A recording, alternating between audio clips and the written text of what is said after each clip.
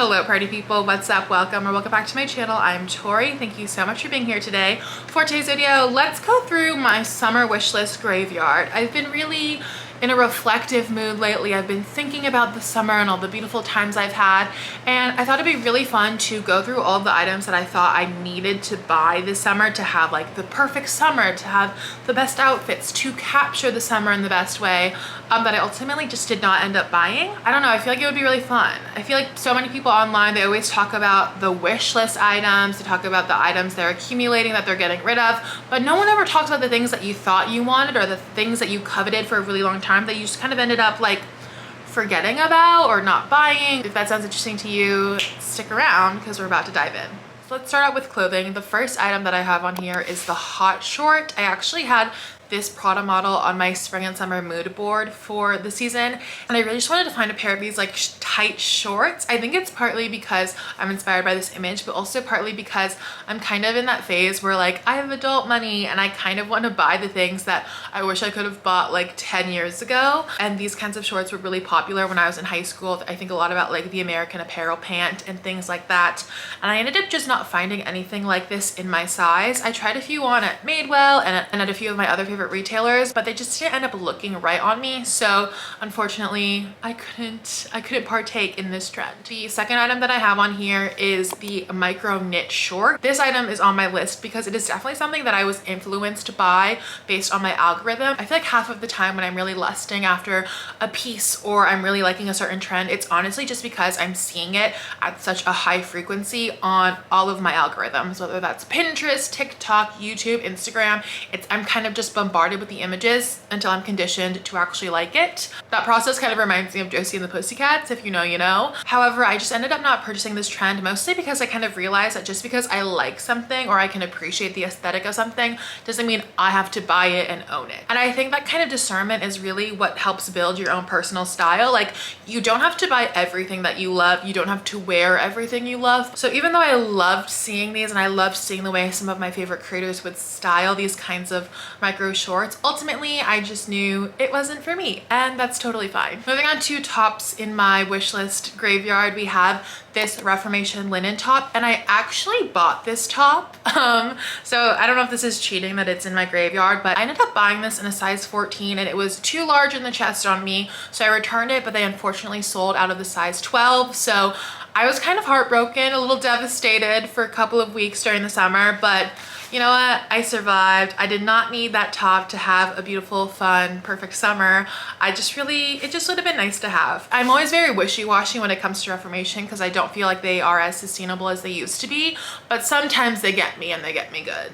You know what I mean? The next top on here is a t-shirt from the Lisa Says Ga and Nikki Chastain collab. I believe that's how you pronounce her name. The one that was on my wish list was specifically the green one and the gingham one, but again, they just ran out of my size. I was too late to the game, and for that, my heart breaks a little bit. I feel like that definitely would have added some spice to my usual graphic tee collection, but it didn't work out that way. And you know what? I survived. I rewore so many other graphic tees that I already have in my collection, so I can't be too mad about it. Moving on to bags, there were two handbags that I was really lusting after this summer that I thought I really needed for the summer. The first is one that I actually talked about in, I believe, like a trend video at the beginning of the summer, and it is this Stod sardine bag. It is so cute. It is also so sold out. I'm really like obsessed with the sardine motif. I'm honestly even contemplating getting a sardine tattoo. One of my friends got me sardine earrings for my birthday. I am all about the tin fish, okay? The tin fish is not just a trend for me, it's a lifestyle.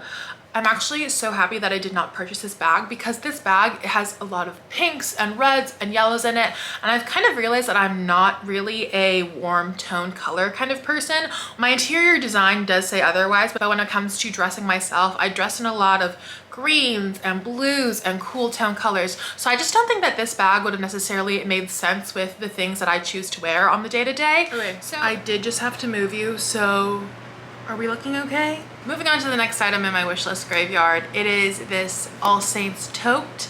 Now, I really thought I was going to buy some kind of like woven tote for the summertime, especially because earlier in the year I did go on like more beach-centric vacations, and that was something I was definitely missing. Like some kind of like nice beach pool bag that could be transitioned from like the beach to whatever I ended up doing at night. And I really thought that this All Saints one was going to be it, but I just didn't buy it. I don't really know why either. It was on my wish list for quite some time, but I think I kind of just like forgot about it. And honestly, maybe that's for the best. I also was looking at like dragon diffusion bags. These were really popular last summer, and I thought I was going to bite the bullet and buy this more expensive like leather woven version, but I also just didn't feel like buying that as well. Long story short, I didn't need to have a woven bag to complete any summer looks or to have a like better, more functional summer. I used the plethora of tote bags I already have in my closet. Like it was fine. I really did not need to buy a bag. The next item on my wish list graveyard is this pair of shoes from Dolce Vita, and I think I really like these because they reminded me of the Adidas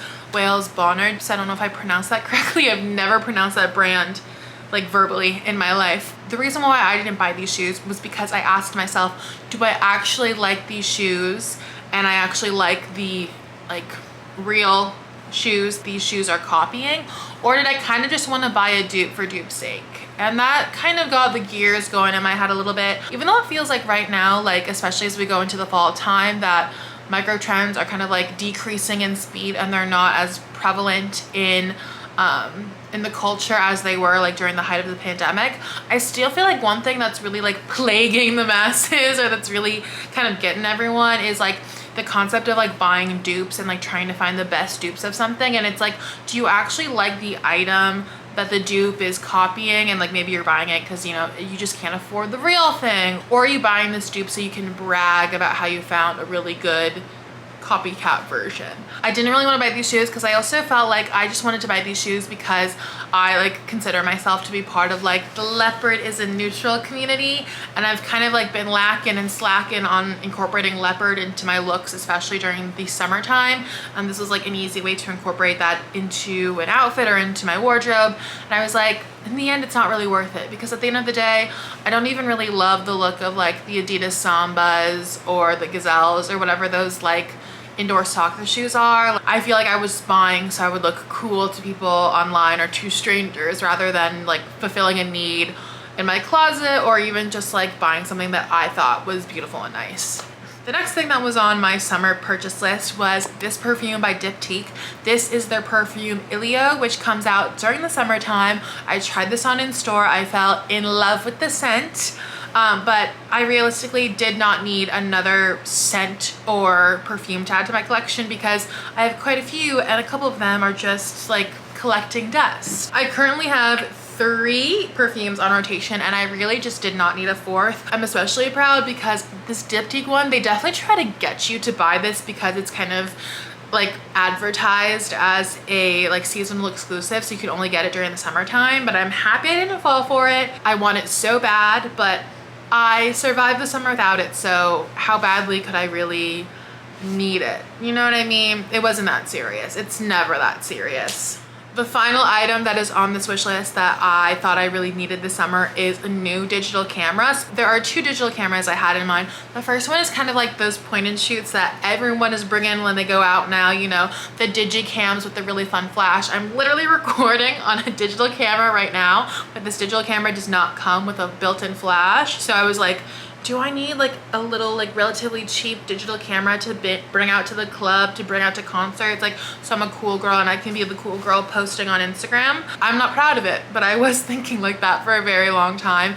And then the other kind of digital camera I was looking at was the kind of like wide angle fish lens, like micro cameras that a lot of my favorite vloggers use. I believe like Nathan Snook and Moya Mawini, they use this kind of vlog camera when in their vlogs, and I love the aesthetic of their vlogs. So I was like, should I pay $500 and get this like wide angle digital camera? But the fact of the matter is, I do not need to buy a new digital camera. I have all of the technological things I need, and it honestly would only become clutter. I think when it comes to like the digital camera that people take out for a night out, I'm definitely the girly who comes in with the film camera. I have so many rolls of film I need to get developed, so I did not need to add another digital camera into that mix. And then when it comes to a vlogging camera, I just feel like I need to find my own personal vlogging style first before I really invest in any other like technological thingies or anything like that. So I kind of talked to myself out of that one, but I am still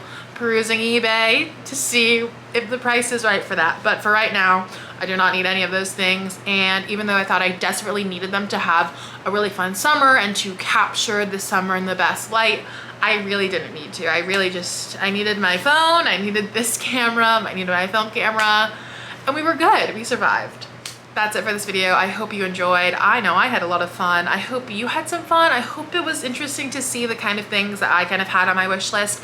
I'm a very nosy person, so I love to see what people are like lusting after, what people have on their wish list, what people end up buying. I don't know, it's just fun.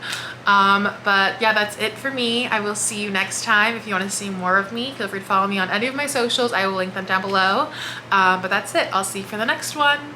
Bye.